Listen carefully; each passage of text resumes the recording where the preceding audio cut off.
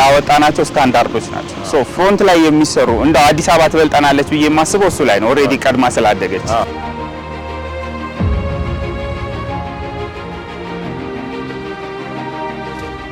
ውስጥ ገብተን ወደ 3 ሜትር ስፋት ወደ 6 ሜትር የሚደርስ ቁፋሮ ገብተን እያንዳንዱ መብራት፣ ቴሌ፣ ሳፋሪ፣ ውሃ ልማት ውሃን ራሱ እንደ አዲስ ዘርግተን የተነሳ ነው።